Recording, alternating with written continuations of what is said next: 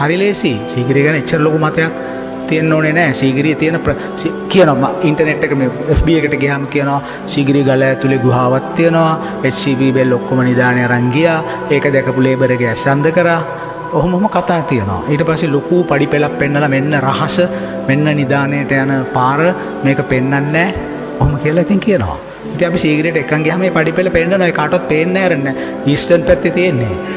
HCP bell ඔය lion පෝ එක තියෙන ටෙරස් එක කන්සර්ව් කරනකොට ඒක ස්ටීප් ස්ලෝප් එකක් හින්දා ඉරෝෂන් එක වැඩි. එයා මොකද කරේ අර ළඟ පඩිපේලි ටිකක් දැම්ම වතුර ටික බහින්න. ඒක බෙල් කරපු වැඩක් මිසක් නිදානෙට යන පාරක් නෙමෙයි.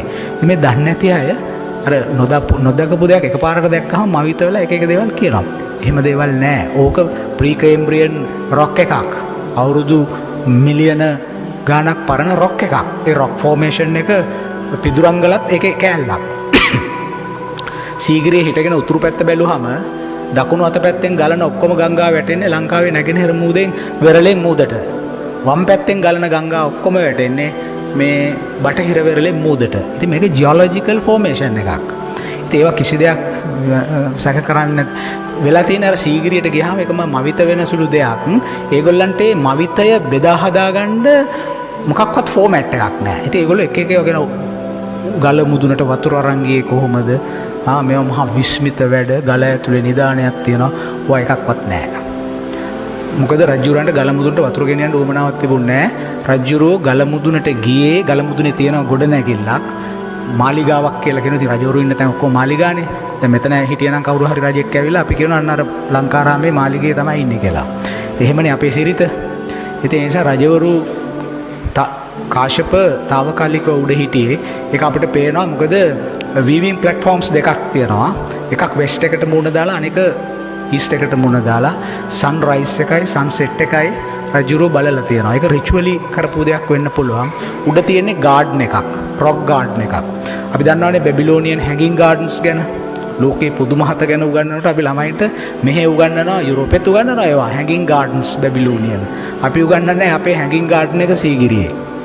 උඩ තියෙන පොළොවේ ඉඳලා අඩි 600ක් උඩින් ඒ ගාඩන් එක තියෙන. ඇතුලේ තියෙන ඔක්කොම පොන්ඩ්ස් හදලා වෝටර් රිටේන් කරන්න ඕනේ. මේක ගලක්නේ. ඒ නිසා ගස් වවලා ඒක ගාඩන් එකක්. සීගිරියේ ගාඩන් එකක්. එතකොට රජුරෝ හිටපු මාලිගයක් වගේ ගොඩ නැගිල්ලක් තියෙන එක වුඩන් ස්ට්‍රක්චර් එකක්. පර්මනන්ට් බ්‍රික්ස් අරවා මේව නෑ එතන. පල්ලෙහා මේක විතරයි තියෙන්නේ. අර පෝස්ට් හෝල්ස් එහෙම ඉතුරු වෙලා තියෙනවා දැන් කන්සර්ව් කරනකොට. ඉතින් රජුරෝ අර රිචුවලිස්ටිකලි ගල උඩට නැගලා මේ වගේ දේවල් කරලා හඳ තියෙන රාත්‍රී වලට එහෙම දේවල් කරන්න ඇති. ඉතින් නාටිකාංගනාව ඉතින් රජ ජීවිතේනේ.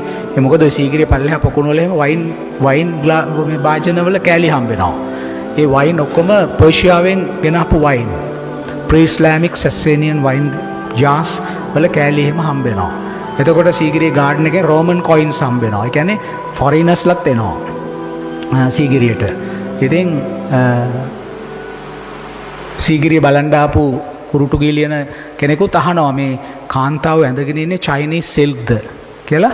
මීට අවුරුදු කීයකටද 1300කට කලින් ලියපු පොයම් එකක තියෙනවා සිනේ පට බෙජි ඒ රණවන චීන සිල්ක්ද මේ කාන්තාව ඇඳන් ඉන්නේ. ඒ කියන්නේ ඒ කාලේ මිනිස්සු දැනන් හිටියා චයිනීස් සිල්ක් අපේ සමාජයේ තිබුණා වෙල්ති අය ඇඳේ චයිනීස් සිල්ක් කියන එක. එතකොට අපි හිතන විදිහේ ඉතිහාසයක් නෙමෙයි. ඊට වැඩි බොහොම ඩයිනමික් හිස්ටරි එකක් අපේ සමාජයේ තිබුණේ. අපි එදත් ස්ට්‍රැටජික් පොයින්ට් එකක ඉන්දියන් ඕෂන් එකේ හිටියේ සිල්ක් රෝඩ් එක මැදි කරගෙන. මේ මූදෙන් යන සිල්ක් රෝඩ් එක මැදි කරගෙන. ඉතින් සීගිරියේ සොයා ගැනීම මහ ගොඩක් තියෙනවා. ඉතින් මම ඒක මෙහෙම කියන එක නෙමෙයි සුදුසු. ඒකට වෙනම ප්‍රසන්ටේෂන් එකක් ඕන. සීගිරිය ගැන පැය 3ක්වත් කියන්න ඕන.